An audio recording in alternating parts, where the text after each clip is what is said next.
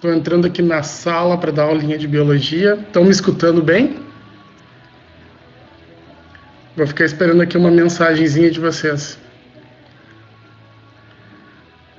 Hoje estamos com um sonzinho de fundo. Oh, bom dia, Júlia, bom dia.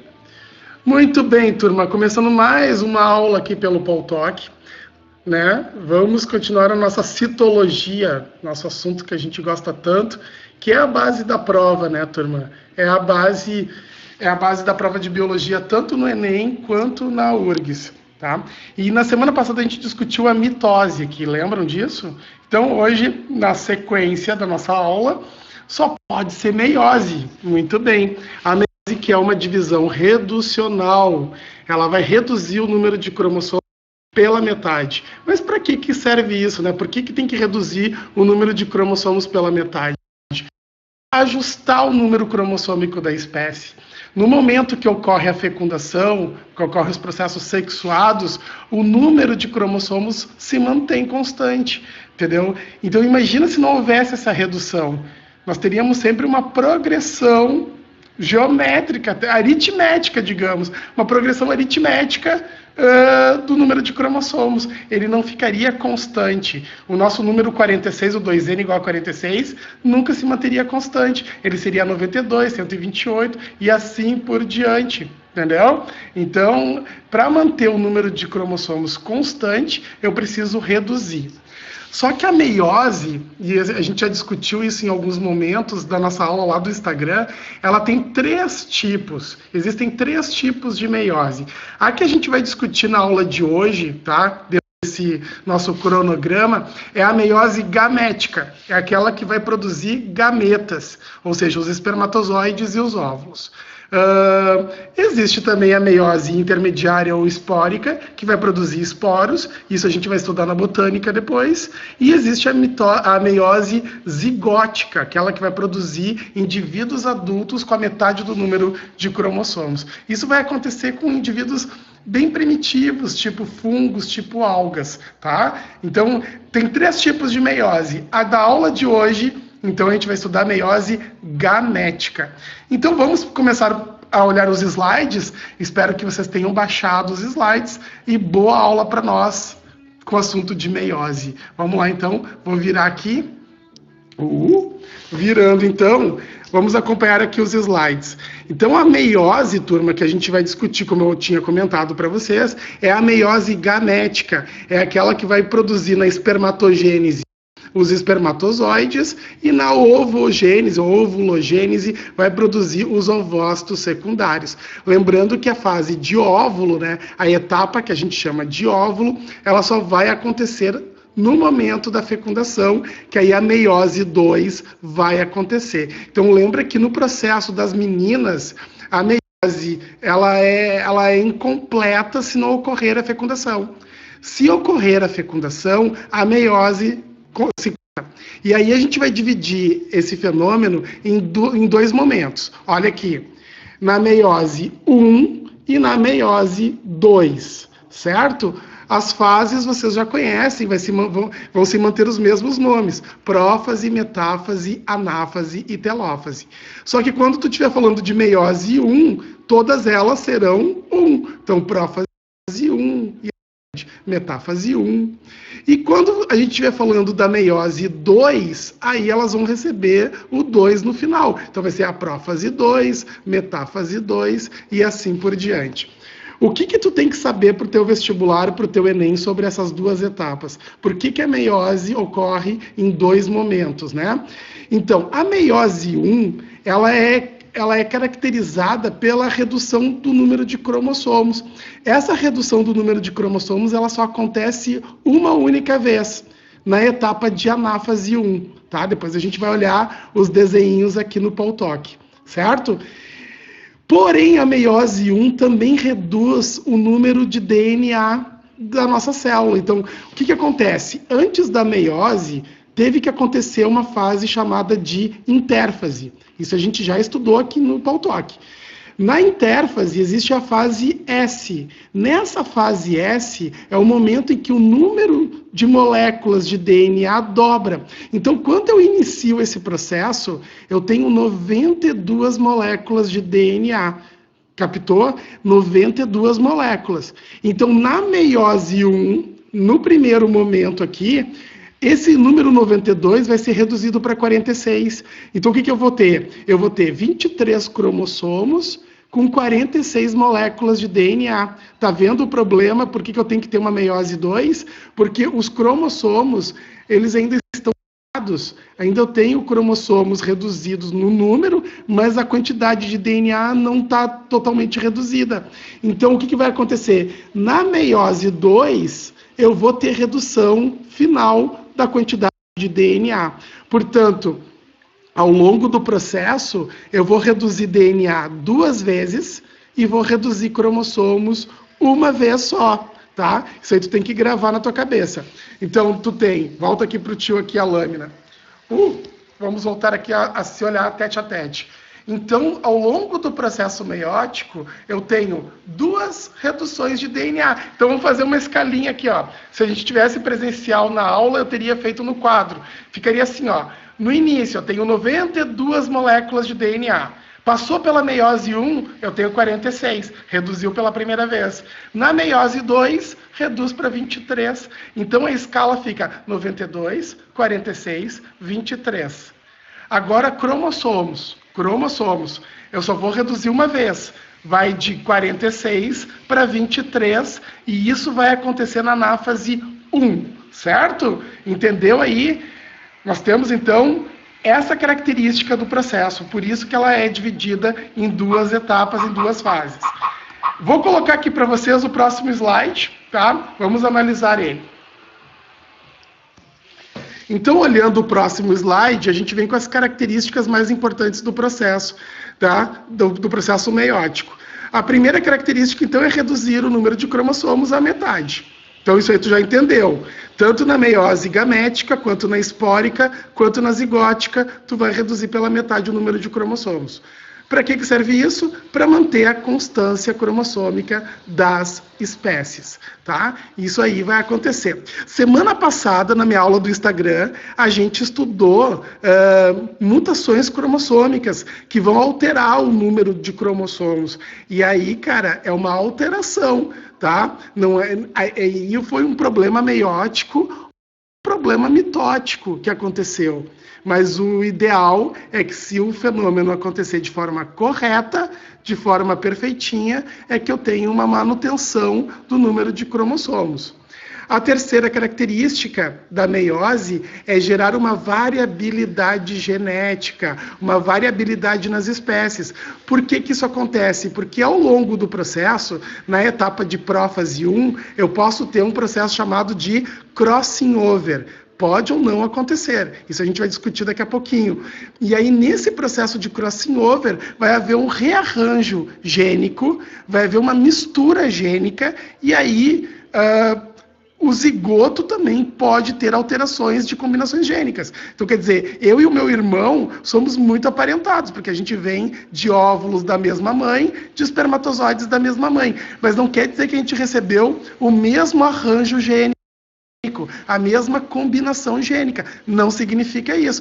A gente pode ter características muito semelhantes, com certeza, porque a gente é filho do mesmo pai, da mesma mãe.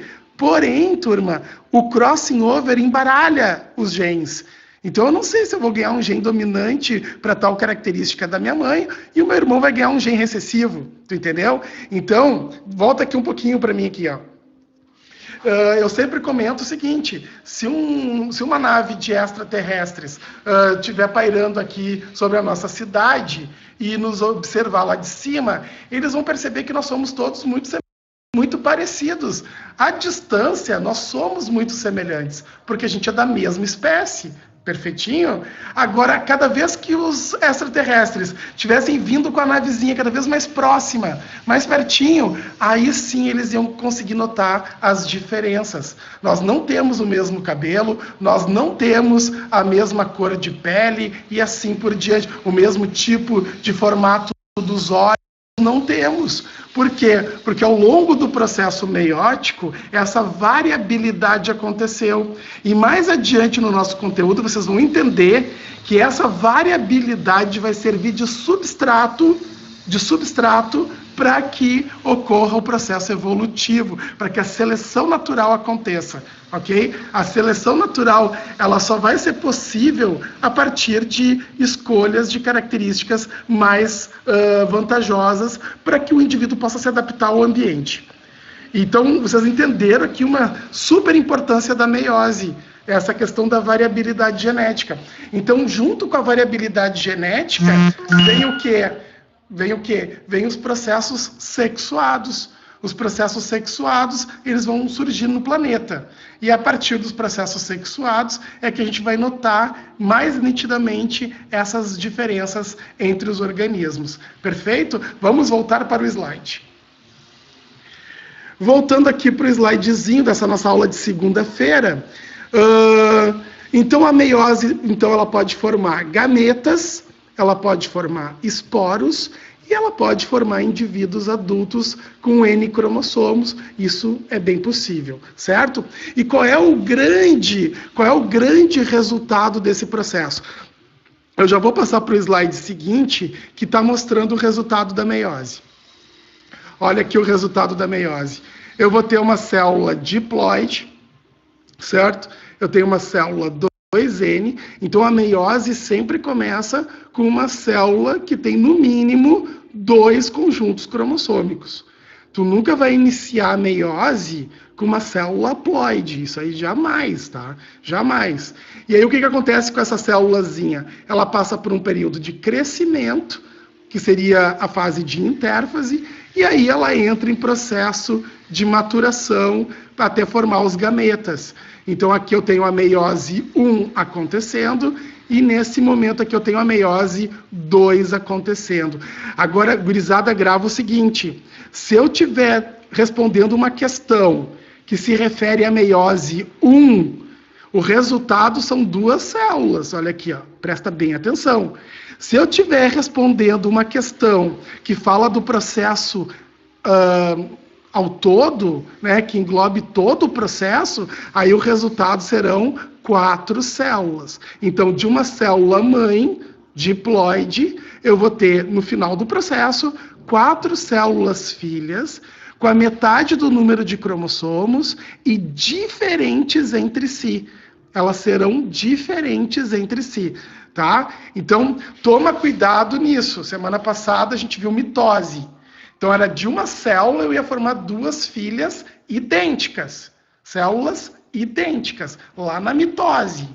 Agora, aqui na meiose, de uma célula mãe, eu vou formar 4 células filhas diferentes entre si. Perfeito? Isso é trio e importante. Isso é básico, velho. Isso é básico. Tem que ficar bem direitinho na tua cabeça. Vamos imaginar a seguinte situação, tá? Vamos imaginar que a célula ela não sofreu crossing over, tá? Ela não teve permuta gênica. As células finais serão diferentes entre si? Sim, serão diferentes entre si. Eu vou te mostrar por que isso acontece. Volta lá para o slide. Ó, volta aqui para o slide. Vamos supor que não tivesse crossing over. Lembra que nós temos que ter a disjunção cromossômica, tem que haver a separação dos homólogos. Então, o que eu teria, turma? Essas 2 células, elas seriam iguais, se não tivesse crossing over. E essas 2 também seriam iguais, mas entre elas, seriam diferentes. Então, eu teria 50% de células diferentes entre si, tá? 50%. Metade, metade. Agora, quando tiver crossing over, aí as 4 células serão diferentes entre si. Essa que é a diferença. Vocês vão estudar depois na genética isso. Eu posso ter o linkage, que é a vinculação gênica absoluta. Eu posso vincular o gene absolutamente e não separar ele no processo de crossing over, aí eu vou ter apenas 2 tipos de células diferentes, 50-50%, tá? Agora, se eu tiver o crossing over, aí sim eu tenho taxas de recombinação. Então, vamos supor que essas aqui ficaram sem se recombinar, né? E essas duas aqui são as recombinantes. Então, eu vou ter que calcular uma taxa de recombinação. Geralmente, a taxa de recombinação, ela é baixa. É uma taxa baixa de recombinação, certo? Então, eu vou ter mais células que ficaram vinculadas e menos células que ficaram recombinadas. Voltando aqui para o nosso assunto. Vocês vão estudar isso. Isso é um padrão genético, né, que existe.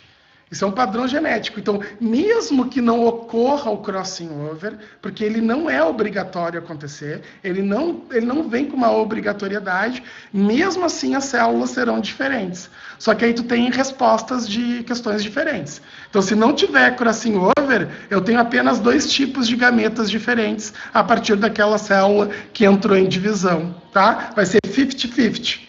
Agora, se tiver crossing over, aí eu tenho que calcular uma taxa de recombinação e eu vou ter 4 células diferentes entre si. Show de bola?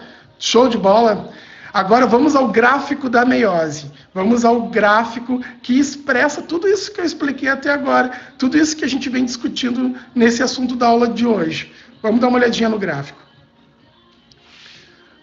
Muito bem, esse gráfico aqui, ele mostra, olha só, a quantidade de DNA ao longo do tempo, né? Ao longo do tempo no processo de divisão celular. Então a gente vai perceber o que vai acontecer com o nosso material genético no momento em que a minha célula for se dividir. Então, primeira etapa que acontece para preparar a nossa célula para divisão é uma etapa que a gente chama de intérfase ou interfase. Certo? Na etapa G1, olha aqui, lembra que a gente discutiu? A célula ela é diploide e ela tem 2 conjuntos genômicos, ou seja, ela tem 2 conjuntos de DNA. Quando ela vem para a fase S, olha aqui, ó, ela dobra a quantidade de DNA. Então vai de 2C para 4C. Olha aqui, ó, eu tenho o dobro da quantidade.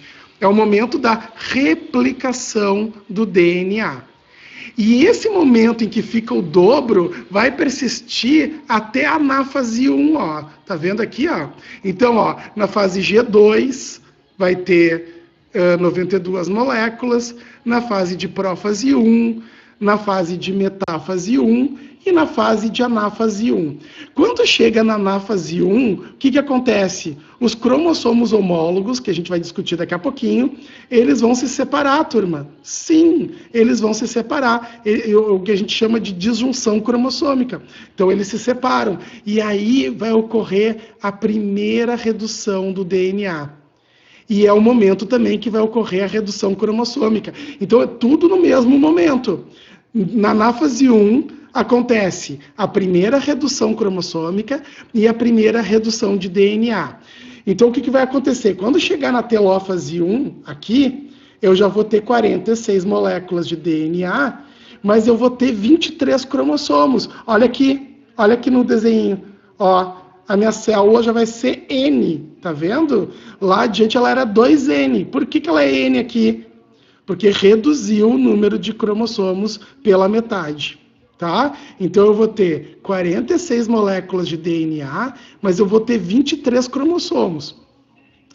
Aí, vamos só chamar a atenção aqui, existe um período chamado de intercinese. Deixa eu puxar minha tela do computador um pouquinho mais para cá.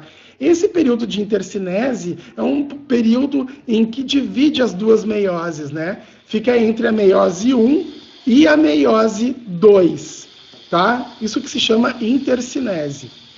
Se vocês estiverem ouvindo um barulhinho aí de serra, é o vizinho fazendo reforma. Deus o livre, velho. No dia da minha aula, o cara ligou as ferramentas aqui.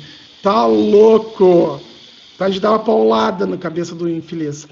Muito bem, então continuando aqui, turma. Então vocês já entenderam. Nesse momento aqui eu tenho 46 moléculas de DNA, mas eu já tenho os 23 cromossomos. Aí eu vou para a meiose 2. Muito bem. O que vai acontecer na meiose 2? esse momento de 46 moléculas de DNA vai persistir até a anáfase 2. Tá vendo aqui, ó? E aí o que vai acontecer na anáfase 2? Vai ter mais uma queda de DNA, tá vendo? Ó? Vai haver mais uma redução de DNA. Eu não vou reduzir mais cromossomo, tanto que a gente diz que a meiose, nesse momento, ela se assemelha muito a uma mitose, né?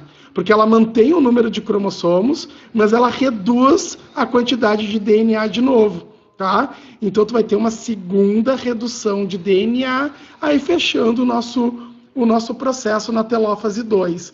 Então, quando chegar na telófase 2, o que tu espera encontrar? Tu espera encontrar 23 cromossomos com 23 moléculas de DNA. É isso que tu espera que aconteça. Então, volta aqui para mim.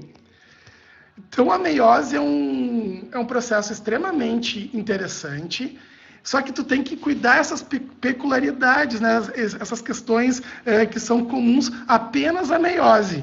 Tá? Na mitose, turma, tu só reduz o DNA uma única vez, na anáfase. Então, lá na mitose, tu vai de 92 para 46. Acabou. Então, tu teve uma redução de DNA uma vez. Quando é que essa redução vai acontecer lá na mitose? Quando as cromátides irmãs se separarem. Aí tu vai ter 46 cromossomos migrando para um polo, 46 migrando para o outro. Na meiose, tu tem 2 vezes isso acontecendo. Na anáfase 1 e na anáfase 2, certo? Então, se eu te perguntar quantas moléculas de DNA tem na anáfase 1? 92. 92. Tá? Na anáfase 1 tem 92. Ao fim do processo da anáfase 1, lá na telófase 1, aí tu já tem 46. Entendeu? E se eu te perguntar quantas moléculas de DNA tem na anáfase 2? 46. Porque é só no fim do processo que vai ficar 23. É só na telófase 2 que tu vai ter 23. Cuidado isso! Isso foi questão da URGS, tá? Por isso que eu estou usando um baita de um tempo da minha aula hoje para comentar sobre isso. Então vocês têm que saber diferenciar a quantidade de DNA ao longo do processo. Muito bem, agora vamos para a parte burocrática da meiose. Agora a gente vai entrar numa parte burocrática que é visualizar, usar a nossa percepção para ver o que acontece com o material genético ao longo do processo. Então, didaticamente, turma, a gente vai dividir a meiose em fases. Tá? Qual é a fase mais duradoura do processo? Qual é a fase que maior se estende, né, ao longo do processo? É a prófase 1. É a primeira fase, tá? É a prófase 1. Por que ela é a mais longa? Porque grandes eventos vão acontecer ao longo dessa prófase 1. Incríveis processos vão ocorrer, tá? Então ela vai levar em torno de... Dá para dizer que é mais de 50% do tempo que o processo acontece. Tá? Então a prófase 1 ela vai levar muito tempo. E eu vou dividir ela didaticamente em 5 fases. Vamos olhar aqui no slide e vamos começar a comentar cada uma dessas fases. Muito bem, então, didaticamente eu posso dividir a prófase 1 em leptóteno, zigóteno, paquíteno, tá vendo aqui? Diplóteno, olha aqui a outra fase, diplóteno e diacinese, certo? Cada etapa dessas vai ter a sua característica e vai ter a sua importância. Então vamos ao leptóteno. Lep quer dizer fino. Então, o que tu vai observar nessa fase de leptóteno? Que os filamentos de cromatina, eles vão começar a espiralizar e a se condensar, tá? Então, eu posso dizer que nesse momento aqui, eu vou ter uma zona de espiralização e de condensação. Então, é o momento em que o meu material genético, ele começa a se transformar realmente em cromossomo. Ele vai sair da fase de cromatina para uma fase de cromossomo, certo? Simples assim. Então, o leptóteno marca o início da espiralização cromossômica e da sua condensação também, tá? Perfeito. Agora, vamos ao zigóteno. O zigóteno já é bem mais interessante, porque é o momento em que os cromossomos homólogos, que são cromossomos que têm a mesma origem, têm o mesmo tamanho, têm o mesmo formato, eles vão formar um complexo, e esse complexo a gente chama de complexo sinaptonêmico, ou seja, é um grupo de proteínas, vou repetir, complexo sinaptonêmico, tá? É um complexo de proteínas que vão se formar entre esses cromossomos homólogos para que eles formem os seus pares, para que eles pareiam. Então, nós vamos ter assim, esse é o momento em que na nossa célula eu vou ter 23 pares de cromossomos pareados, certo? E isso é muito importante, parear os cromossomos homólogos. Por quê? Porque no momento em que eu formo parzinhos entre eles, lá na anáfase 1 eu posso separá-los. Então, para que ocorra a disjunção cromossômica, ou seja, a separação dos cromossomos, eu preciso primeiro uni-los, né? Juntá-los. E isso a gente chama de pareamento dos homólogos. E esse pareamento dos homólogos a gente chama também de sinapse. Por isso que é o complexo, grava aí, sinaptonêmico. Tá? Isso vai acontecer no zigóteno. No paquíteno, os cromossomos homólogos já estão bem condensadinhos ali, tá vendo? Eles já estão super condensados, eles já estão pareados, e é o momento, então, que pode ocorrer o crossing over. Tá? É o momento em que as cromátides homólogas vão trocar segmentos. Lembra, turma, é somente entre cromossomos homólogos é que eu posso ter o crossing over. Se acontecer entre cromossomos não homólogos, aí vai ser uma mutação, e aí na semana que vem a gente discute aqui na minha aula, certo? Aí seria uma mutação por translocação, a gente até já discutiu quinta-feira na minha aula lá do Instagram, certo?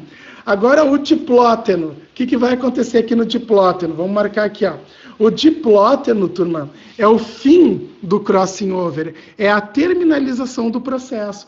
E aí o que eu vou perceber? Até trouxe outra figurinha aqui para te mostrar.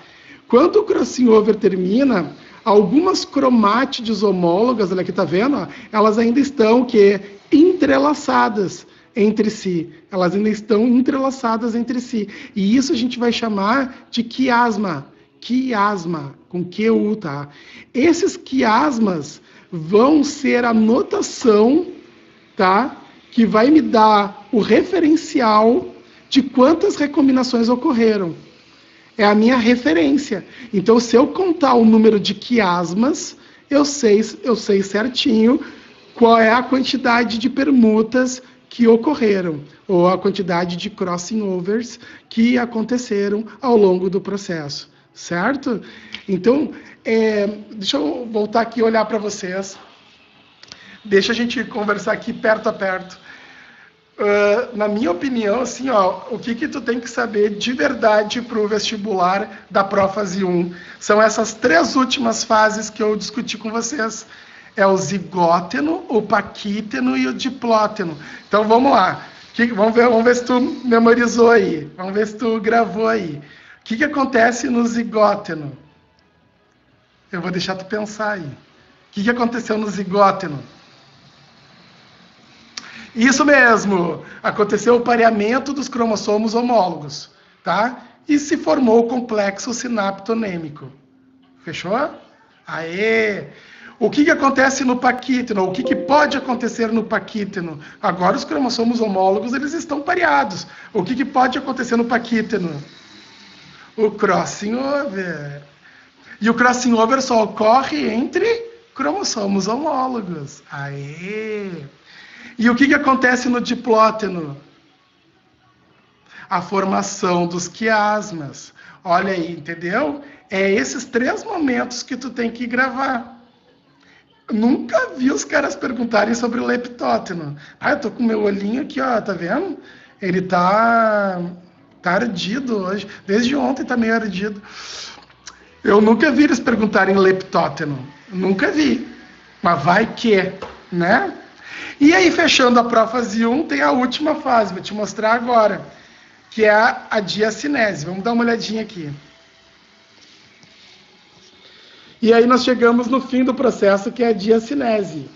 Então, os pares de cromátides, olha que tá vendo aqui, isso aqui é uma tétrade, né? Nós temos 4 cromátides muito próximas entre si. Elas estão pareadas. Então elas começam a deslizar, né? Elas começam a se movimentar.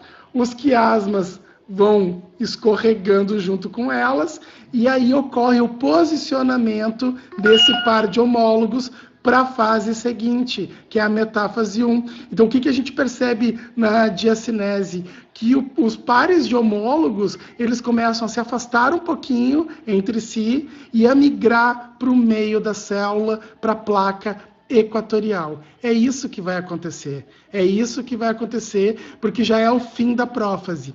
Na diacinese, tu já tem eles bem individualizados, eles ainda não atingiram ainda o grau máximo de condensação, mas eles já estão visíveis ao microscópio, né? Para a fase seguinte, que a gente vai ver agora. Não, agora não. Agora a gente ainda vai discutir um pouquinho sobre o crossing over. Vamos discutir o crossing over ainda. Então tá aqui, ó, crossing over. Vamos dar uma olhada aqui como é que o crossing over acontece nesse slide. Então nós temos aqui os cromossomos homólogos, aqui eles parearam e se duplicaram. Então aqui eles já passaram pela etapa S. Então aqui tu tá vendo, ó, tu já tem fitas idênticas de DNA. Então aqui nós temos um cromossomo, aqui nós temos outro cromossomo. Esse aqui é o homólogo desse aqui, certinho? E aqui com as combinações gênicas, ó, Azinho, Bzinho, Czinho, Azinho, Bzinho, Czinho. Então nós temos, num dos homólogos, só alelos recessivos. E no outro homólogo eu só tenho alelos dominantes, olha aqui, ó. Azão, Bzão, Czão. Fechou isso? E aí o que acontece? Nós temos uma tétrade, né? São 4 cromátides. 2 bem próximas uma das outras e 2 bem afastadas. Então, olha só, essas que estão mais afastadas aqui, ó, elas terão menores possibilidades de fazer crossing over, ou seja, de trocar segmentos. Essas que estão mais próximas, ó, uma das outras, elas têm muito mais possibilidade de fazer crossing over.